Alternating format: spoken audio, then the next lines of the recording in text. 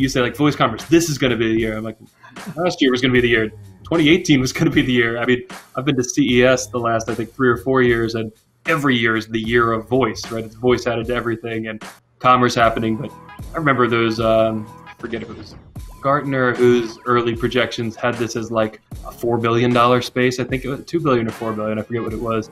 That threshold should have been hit a couple years ago by their projections. We're nowhere near that, right? It's not growing at that clip. But I think to your point, it is growing and trending there.